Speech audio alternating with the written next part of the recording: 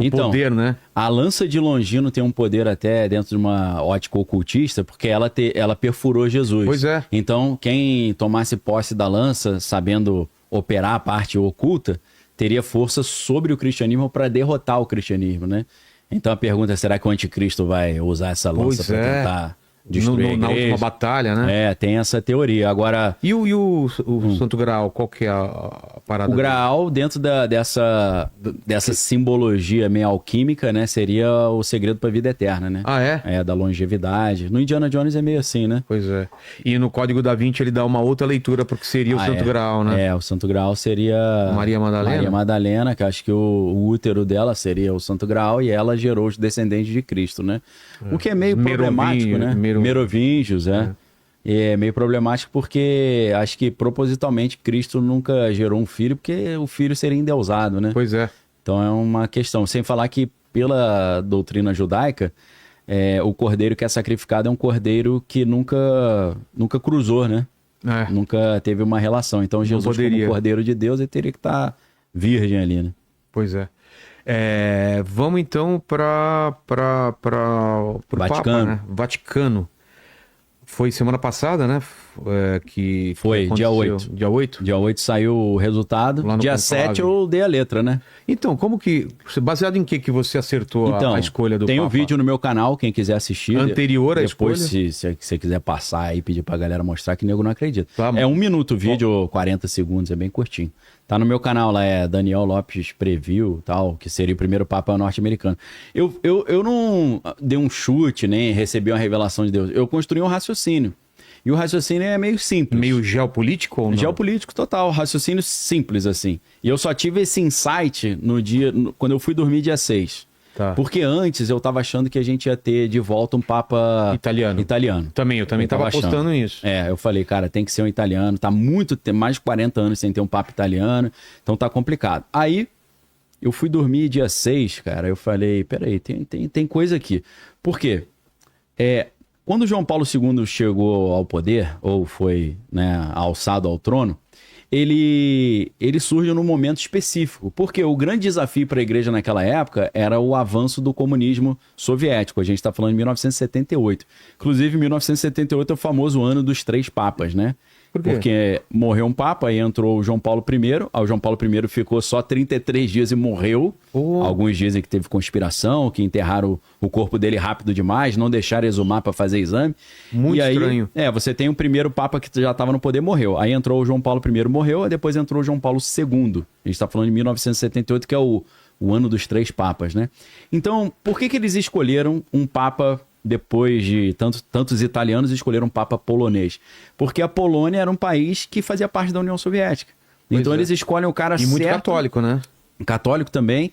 Então, para fazer frente ao perigo soviético, escolheram um cara de dentro da União Soviética, né? Faz sentido. E para ajudar a derrubar a União Soviética também, né? A gente sabe que em 1990 lá, 89, 90 cai o Muro de Berlim, a União Soviética acaba e tal. Então, é claro que, em tese, o Papa polonês ajudou a vencer, né? Isso ajudou a igreja a vencer esse perigo da Rússia, da União Soviética comunista. Então, era o cara certo na hora certa. Aí, depois de João Paulo II, a gente sabe que vem o Joseph Ratzinger, né, que é o Papa Bento XVI, que é um alemão. Aí você fala, o que tem a ver um alemão? Não tem nada a ver, porque o Ratzinger, ele continua o trabalho de João Paulo I. Ratzinger, ele tinha um apelido que era o Bulldog, ou o Bulldog não, Rottweiler, que é cachorro alemão, né? O Rottweiler de João Paulo II. Porque a gente não pode esquecer que Joseph Ratzinger, ele era o presidente da Congregação para a Doutrina da Fé. O que é isso? Tribunal do Santo Ofício, Inquisição. O Bento XVI, que depois, né, Papa Bento XVI, ele combateu vários padres que tinham linha assim mais comunista, ou marxista, esquerdista. O próprio Frei Beto, brasileiro, foi silenciado por ele. Ele recebeu uma punição de ficar 1 ano sem poder pregar e sem dar aula, né? Lembrando o Frei Beto franciscano. E depois o Frei Beto, ele decidiu sair da igreja, né? Ele não foi excomungado pelo Bento XVI, mas ele foi silenciado. Então ele continuou um trabalho anticomunista. Você assistiu 2 Papas? Pô, não assisti, cara. Pior que eu me organizei, eu falei, eu preciso assistir o Dois Papas antes de gravar com o Vilela. Eu assisti ontem e tem essa discussão. Mostra um pouco essa tensão ali, né? De progressista, conservador, né? Tanto que ele, no começo do filme, ele e o Papa Francisco meio que não se bicam. Não se dão bem ali. São linhas totalmente diferentes. É, totalmente diferente. Então, aí o que acontece? Pô, você tem um Papa que entra em 78... Depois você tem o outro, que eu acho que é 2005, se eu não estou enganado. Pô, mudou o mundo. O mundo é outro. Não tem nada a ver, não tem mais União Soviética. Né? Alguns ainda falam que o comunismo é um perigo, mas para a igreja já não é. Muito pelo contrário, a gente tem um aumento muito grande de uma ala progressista da igreja, principalmente no colégio de cardeais.